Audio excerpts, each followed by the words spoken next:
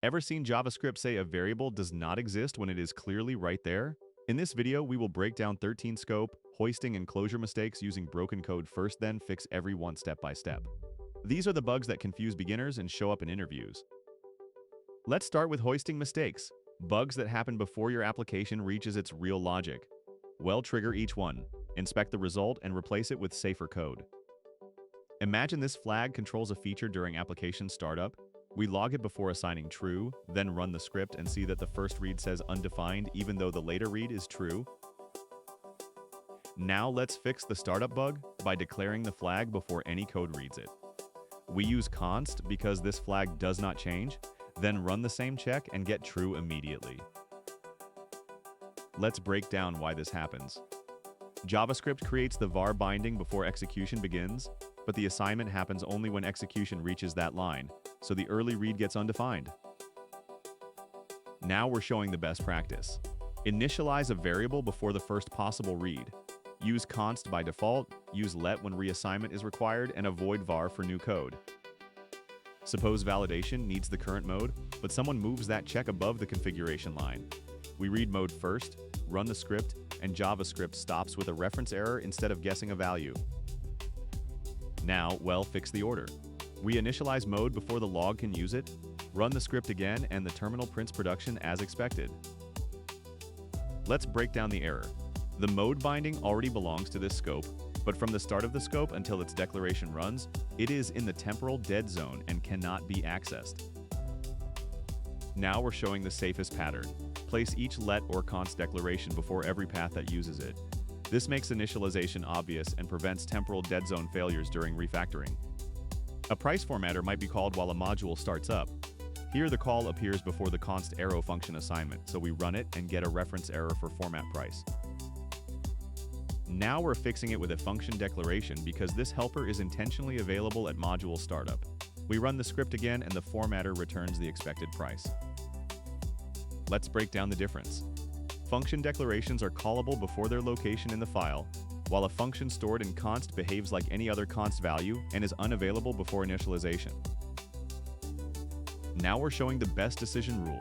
Use a function declaration when early calls are intentional, or place a const function expression before every call. Pick the form that makes the execution order clear to your team. Next, let's look at scope boundaries. These mistakes leak temporary values farther than intended and make unrelated code affect each other. Imagine we calculate a discount only for eligible customers. We declare discount inside the if block, run the script, and it still prints outside the block because var ignores that block boundary. Now let's fix the pricing calculation. The final price belongs outside because we need the result later, but discount becomes a const inside the eligibility block. When we run it, we get the intended final price. Let's break down the scope rule.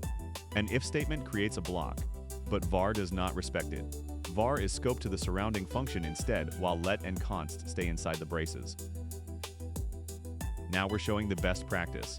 Make temporary values block local with const or let keep only the value that must survive, such as final price, in the outer scope.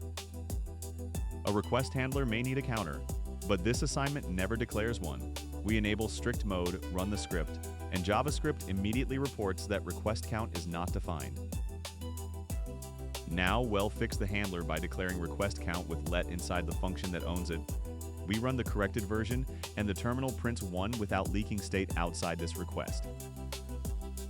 Let's break down why this is valuable. In sloppy mode, an undeclared assignment can create a global and let unrelated handlers change the same value. Strict mode turns that hidden leak into an immediate error. Now we're showing the best practice. Declare every variable with const or let, and keep strict mode enabled through ES modules or explicit strict mode. This catches accidental global state before it becomes a production bug. Next, we are looking at scope boundaries. These bugs happen when a value exists, but not in the scope where you expect to use it. Configuration values are easy to lose when a helper reuses the same name. Here, the API base URL should point to production, so let us build the user's URL inside a function. I redeclare base URL with a local development value, then run the script. The output goes to localhost, which is not the configuration we intended. Let us fix it by keeping the shared base URL untouched and giving the local path a separate name. Now the function combines the production configuration with user's path. We run it again, and the URL now points to the correct API. Let us break down why the first version failed. JavaScript creates a new base URL binding inside the function, and that binding wins everywhere in that function scope. The outer production value still exists, but this function cannot see it by that name. The best practice here is to name values by their role, especially when one is shared configuration and another is a local derivative. Use this approach whenever a function builds on an outer value. Clear names make accidental shadowing much easier to spot. When an API request fails, we often want to log a useful message after handling the error. Here the catch block receives error, and then the code tries to use it outside the block. Now we run the script. JavaScript stops with a reference error because error is no longer in scope. Let us fix the reporting flow by declaring failure message outside the try block inside catch. We copy only error.message into that outer variable. We run the corrected script, and the final log can safely use the saved message. Let us break down why this happens. The error parameter is created for the catch block only, so it disappears when that block ends. Failure message works outside because we deliberately declared it in the surrounding scope. The best practice here is to move only the error information you actually need outside catch. Use a clearly named variable such as failure message when later code needs to report the failure. This keeps the error scope small and the reporting flow explicit. Pagination helpers often use one argument as the fallback for another. In this version, limit tries to use max limit, even though max limit appears later in the parameter list. Let us run it. The call throws before page size can return anything because max limit has not been initialized yet. Let us fix the parameter order so max limit is initialized before limit needs it. The limit default can now safely read the earlier parameter. We run the same call again and the helper returns 100. Let us break down the timing here. JavaScript initializes default parameters in left to right order before entering the function body. A later parameter exists as a binding, but it cannot be read until its own initialization finishes. The best practice here is to place every dependency before the parameter that uses it. Apply this whenever one default should inherit from another argument. If the parameter list becomes hard to read, calculate the fallback inside the function body instead. Now we move to closure pitfalls.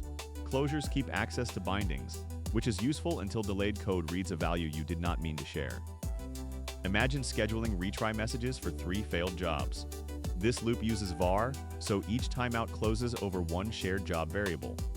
We run the script after scheduling all 3 callbacks. By the time they execute, the loop has finished and every message says job 3. Let us fix the loop by replacing var with let counter creates a fresh binding for each iteration, so every callback keeps its own job number. We run the corrected version, and the retry messages now match job 0, 1, and 2. Let us break down why let solves this. The callbacks do not store a copied number, they close over a variable binding. With var, there is one binding for the whole loop, while let provides a separate binding for every iteration. The best practice here is to use let for loop counters that callbacks may capture. Apply it especially around timers, promises, event handlers, and network requests. It makes the value for each scheduled task explicit and reliable. Suppose we queue a notification while Alice is signed in.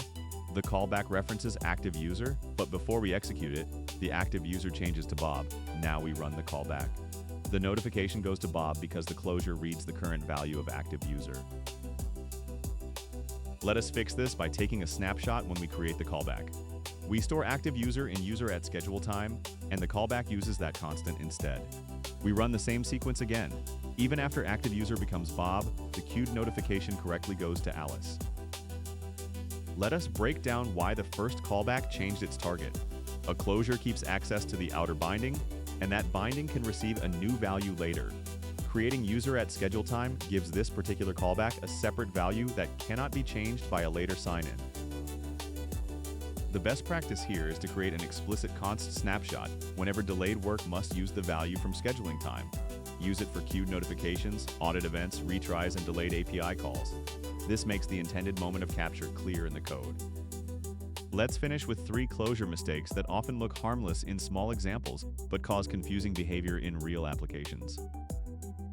When separate storefronts generate order numbers, each store usually expects to begin at 1. Here we create one generator and hand that same closure to both stores. Now we run the script and see that store B receives 2 instead of starting its own sequence. Let's break down why this happens. The next ID variable lives inside one closure created by one factory call. Store A increments it first, so store B sees the updated value instead of a fresh counter. Now let's fix the isolation problem by calling the factory once for each store. Each call creates a new private next ID variable. We run the corrected version and both stores now start at 1. Now let's show the best practice. Choose shared state deliberately because a closure is shared whenever you reuse its returned function. Create one closure per tenant, user, request, or component when that state must stay independent. An upload task needs its own name when it reports completion. We pass its finish method directly to a timer, which looks concise but removes the method from its object. Now we run it, and the callback fails when it tries to read this name. Let's break down the failure task. That finish starts as a method call with task as its receiver, but the timer only receives a standalone function. Classes run in strict mode, so that standalone call has undefined for this. Now let's fix the callback with an arrow function. The arrow keeps task available and calls finish as task finish, so the method receives the right object. We run the script again and get the expected upload message. Now let's show the best practice. Use an arrow wrapper or bind when a callback depends on this. Use the wrapper when you want to call the method later with its object, and use bind when you need a reusable callback function. A settings service should protect its internal preferences from accidental edits by callers. Here, the getter returns the captured settings object itself, and external code changes its role to admin. Now we run the script and confirm that the private state was changed from outside. Let's break down why the role changed. The closure and expose settings point to the same object in memory. Returning an object does not make a copy, so changing one reference changes what the closure sees too. Now let's fix the getter by returning a shallow copy with the spread operator. The caller can still edit its own returned object, but the closure keeps its original settings. We run the corrected code and the internal role remains user. Now let's show the best practice. Return copies or immutable data whenever callers must not change closure managed state. A shallow copy works for flat settings like this. Use a deeper strategy when nested objects also need protection. Now you know why scope and hoisting bugs happen and how to spot them quickly. If this helped, like the video, subscribe to Dev Level Up, and tell me in the comments which JavaScript mistake you want us to break next.